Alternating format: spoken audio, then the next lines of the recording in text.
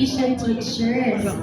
So let us have the impression from a highly proficient teacher, the reading specialist of Paler Lumayo Elementary School, Monte City District. Sir Marlon La la la la la la la la la.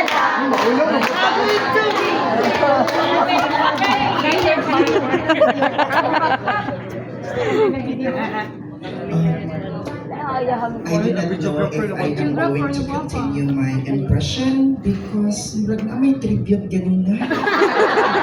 For birthday celebration ko siya. But namurog ko.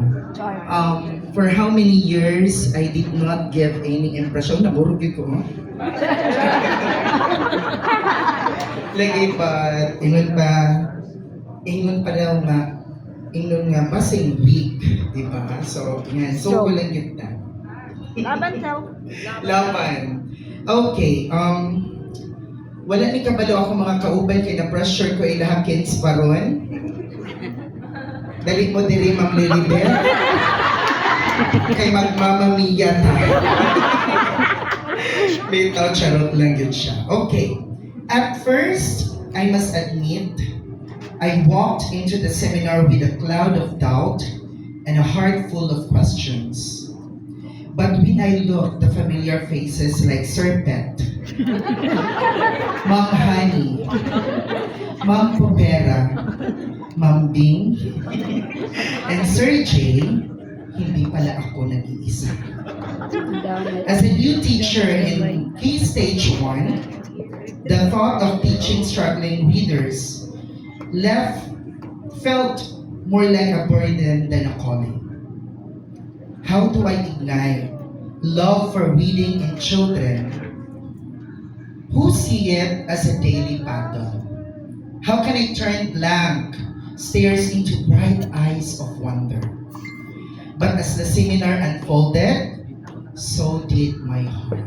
Charot. Wow. We were introduced to the four-pronged approach: genuine love for reading, critical thinking, grammar and oral language development, and the transfer stage. At first, these terms felt heavy, like, murag naan, pumantanibalik man ta sa university, no? No? Actually, that's the very first time I have heard the four-pronged approach. But then, as they were brought to life through stories, through strategies, games, and real classroom applications, they began to make sense. Suddenly, they weren't just prongs, they were the lifelines our struggling readers needed.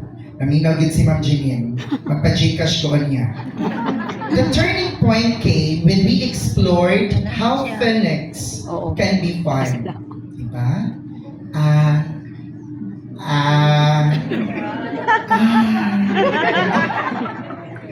How questions spark thinking. How tongue twisters improve fluency. Cherry, Jenny, mas yung third drum eh. And how transferring learning to real life context gives reading a purpose. Suddenly, reading wasn't just about decoding letters, it was about connecting lives. I remember when I was college, upon hearing the insights, I remember the words of Lev Vygotsky, who believed in the power of social interaction and scaffolding. And it was mentioned the ZPD, the Zone Proximal Development, that no child learns alone.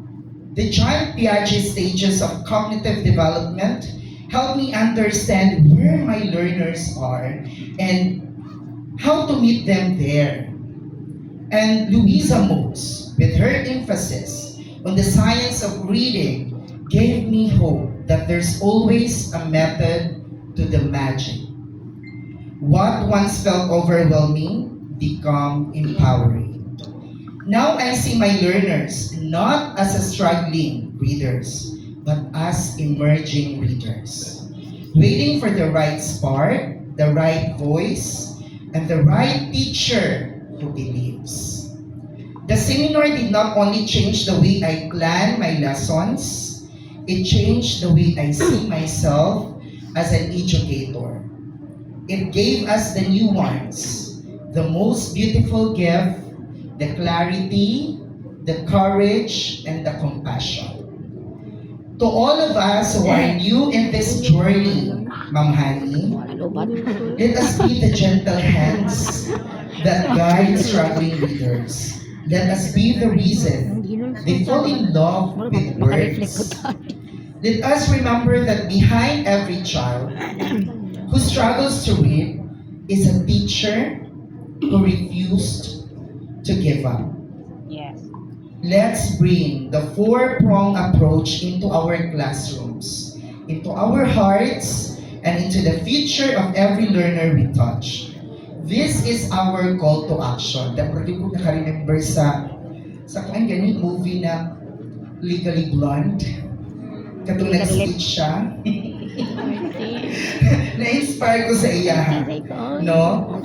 This is our call to action. Let us not wait. Let us teach with purpose. Let us read not just with our minds, but with our hearts. To the incredible speakers, Dr. Roda de los Santos, and to the training management team, and to my fellow equally and talented participants. Reading specialist, or to my fellow graduates. Yung graduation Graduation message. I-feel you naman. Thank you for showing me, for showing us that teaching reading is not just a skill, but a hard work. Thank you. Come loud eh.